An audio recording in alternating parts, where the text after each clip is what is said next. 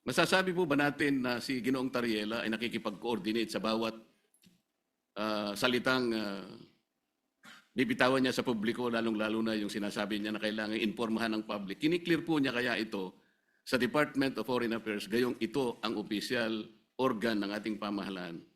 Para sa ganun ay maiwasan po natin ang lalo pang pagkakamali. Sa tingin ko po, Mr. President, dahil meron tayong pong presumption of regularity, lalo na sa pagitan ng lehislatura at saka ng executive, opo, nananalig ako na nagko-coordinate si Commodore Tariela, nagko-coordinate ang buong National Task Force on the West Philippine Sea sa lahat ng mga departamento na bumubuo at gumagabay sa kanila, lalo na ang Department of Foreign Affairs. Pwede po bang makapagtanong ng mga ilang katanungan lamang, Your Honor, para po sa ikababatid pa ng ilang mga bagay-bagay patungkol po sa inyong privilege speech? Gladly po, Mr. President, sa Ginoo mula sa Pampanga at Tarlac. Salamat po. Nung nakaraang linggo po, Mr. President, ako po ay inimbitahan ng bagong ambassador ng China doon po sa kanilang embassy na parang residente rin dito sa Makati. Ako naman po ay nagpa-unlock sapagkat ipinadala po nila yung invitation sa akin. Isa po sa napag-usapan namin, Mr. President, ay kung paano po natin talaga magawa ng paraan na mawala po yung pag-iiringan, pag-aawayan, at sana ay ma-stabilize po natin, ma-de-escalate po yung nangyayari po sa ngayon sa pagitan ng ating dalawang bansa.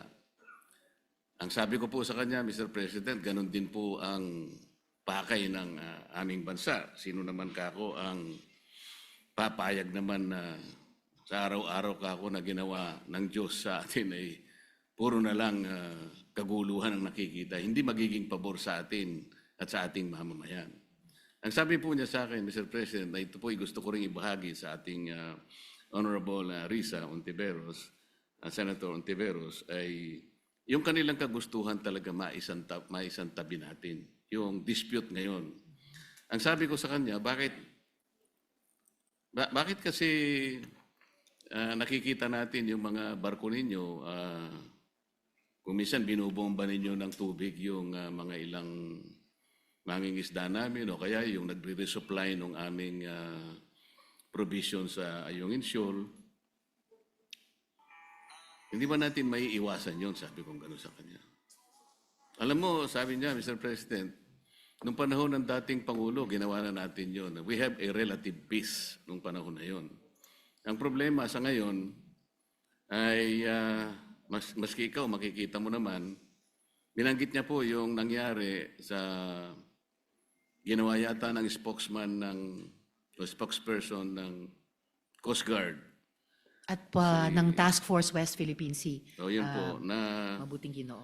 sana naman ay pakaiwasan din natin yung gano'n sapagkat kung negative naman yung nakikita rin namin, hindi na naman po pwedeng hindi naman kami sumagot sapagkat ang ginawa naman nila ay they depicted our president in a very negative manner. 3 cartoons yun na siyempre Pangulo namin yun, hindi naman pwedeng hindi namin sansalain o sabihin man lang sa inyong pamahalaan, huwag naman ganito. Siguro, ang itatanong ko po sa inyo, Your Honor, si Ginoong Tariela po ba ang ating opisyal na tagapagsalita kung pag-uusapan ay ang relasyon ng ating bansa sa ibang mga bansa, particular na yung China? Salamat, Mr. President, at sa mabuting Ginoo mula sa Pampanga at Tarlac. Sa pagkakaalam ko po, Mr. President, si Commodore Tariela ay spokesperson ng Task Force West Philippine Sea na binuo po batay sa polisiya ng buong gobyerno natin ng whole of government approach sa ganitong kahalagang usapin ng foreign policy.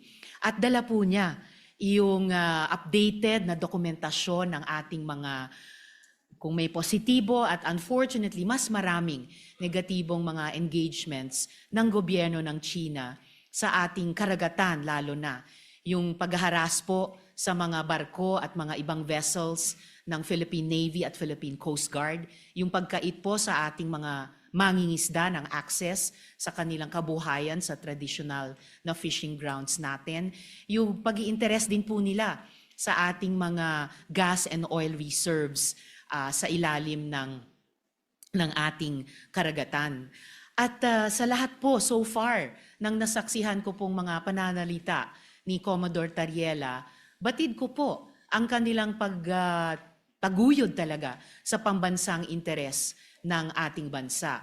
Partikular dun sa incident na tinanong ng good gentleman mula sa Pampanga at Tarlac, nagsasalita si Commodore Tariela sa isang forum sa isa sa mga kolehiyo sa ating mga pamantasan at ipinakita niya kung paano kumikilos ang gobyerno ng China led by the Chinese Communist Party at kanilang kasalukuyang presidente. Kung pagpapakita lamang po ng visuals para gawing mas dramatic o graphic para sa mga estudyante, aba po, matagal na pong nanguna ang gobyerno ng China sa ating bansa at sa ating gobyerno, pati po sa iba't ibang mga opisyal ng ating gobyerno. For at least 1 decade, Mr. President, ang mga opisyal na pahayagan ng gobyerno ng China ay nagpapakita ng mga visuals din and overwhelmingly derogatory po ang kanilang mga ipinapakita. Nilalarawan ang presidente ng Pilipinas bilang isang megaphone lamang ng ibang bansa, dinodrawing na parang marionettes lang ang ating bansa at ating mga Navy at Coast Guard vessels ng interes ng iba pang dayuhang bansa. Wala pong ipinapakitang respeto at tahasang pambabastos sa ating gobyerno. So, dun sa idinaing ni Ambassador sa good gentleman mula sa Pampanga at Tarlac, di hamak na mas maraming dapat iwasto sa kanilang pakikitungo sa atin, hindi lamang sa karagatan, dun sa maraming insidenteng nabanggit na, kundi pati sa paglalarawan, literally and figuratively, sa ating gobyerno at ating bansa kapag nagsusumikap tayong magtahak ng isang independent at interdependent foreign policy, Mr. President. Salamat po sa inyong kasagutan, Mr. President.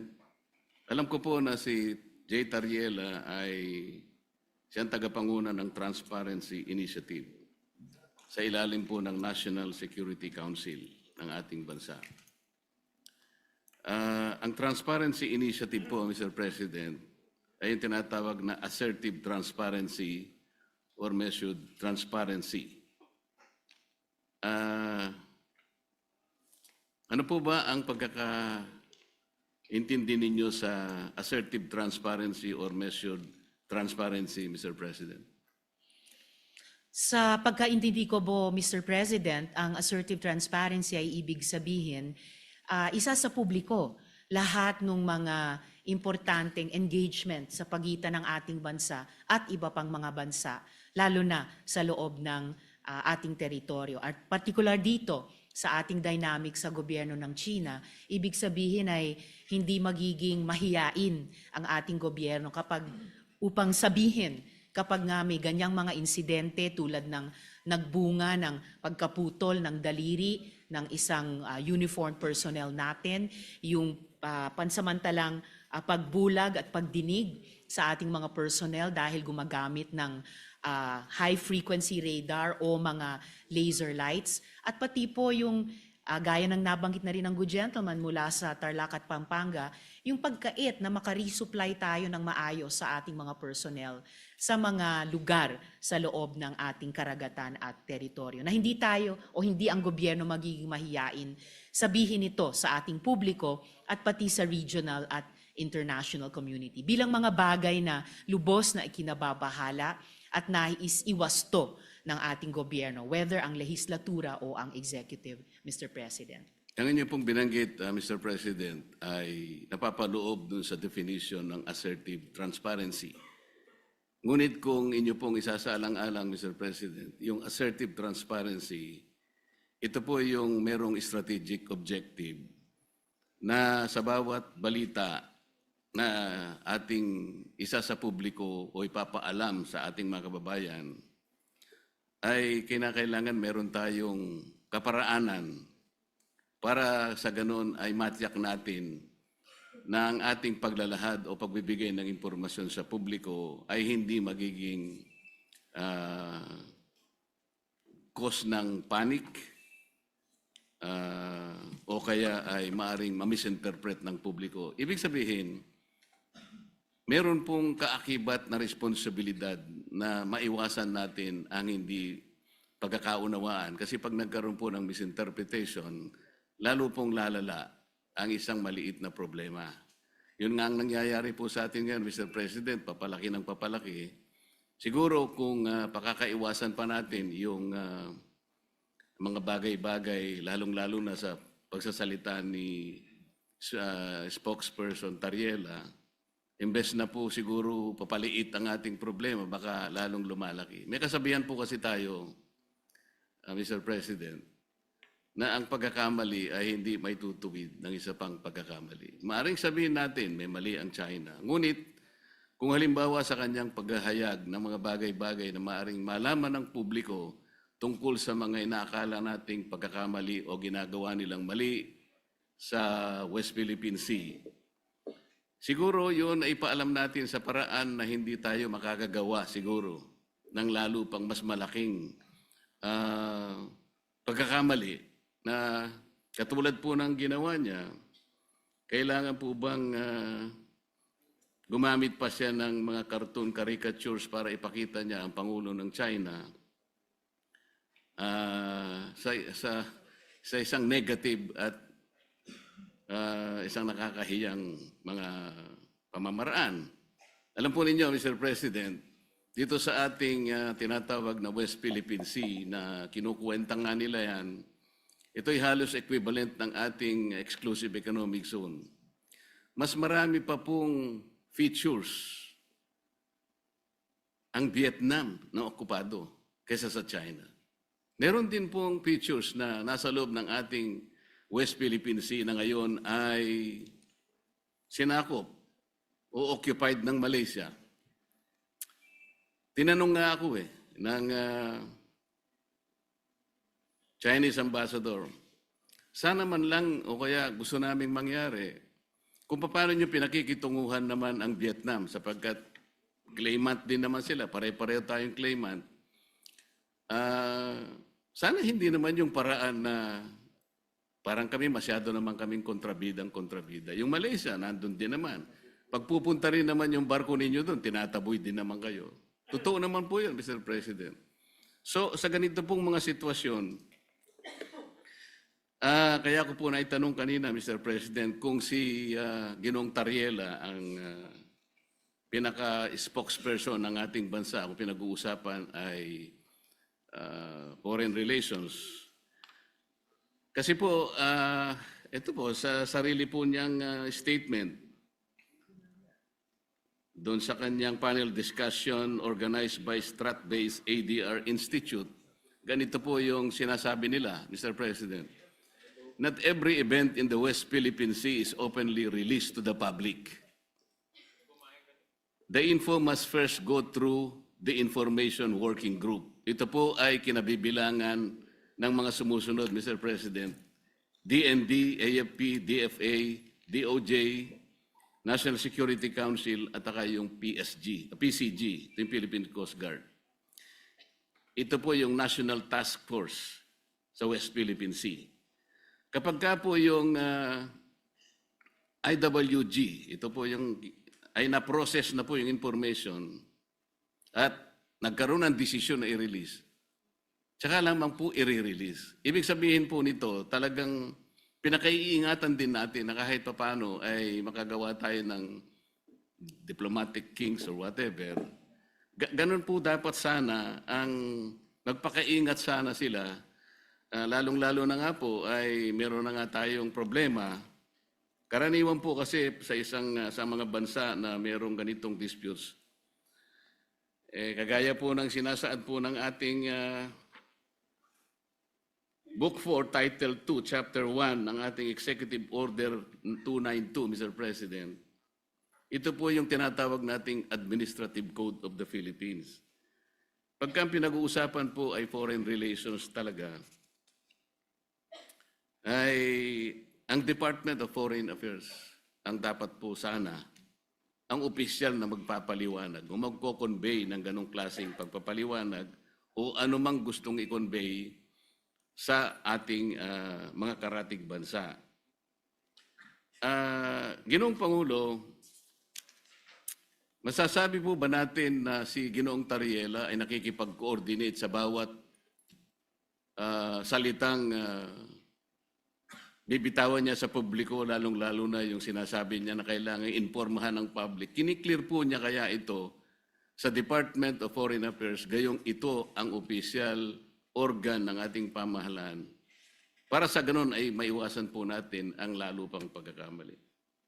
Sa tingin ko po, Mr. President, dahil meron tayong pong presumption of regularity, lalo na sa pagitan ng lehislatura at saka ng executive, opo, nananalig ako na nagko-coordinate si Commodore Tariela, nagko-coordinate ang buong National Task Force on the West Philippine Sea sa lahat ng mga departamento na bumubuo at gumagabay sa kanila, lalo na ang Department of Foreign Affairs. At bilang miyembro ng lehislatura, hindi po ako makikialam kung ano ba ang mga dynamics nila or kung maganda ba or hindi maganda ang kanilang working relationship on any one day or the other. Basta para sa akin po, bilang isang mambabatas, meron akong presumption of regularity dun sa pagkilos ng buong National Task Force on the West Philippine Sea, and in this particular case, lalo na kay Commodore Tariela. And i-shift po natin o lakihan po natin yung magnifying glass na meron po tayo ngayon. Ang problema po ay hindi kay Commodore Tariela. Ang problema talaga ay sa kondukta ng Chinese government sa kasalukuyang dynamics. Kung sumasakit ang loob nila dahil ayon sa kanila masyado naman silang kontrabida, I'm sorry, in this particular case, sila talaga ang pinaka-kontrabida.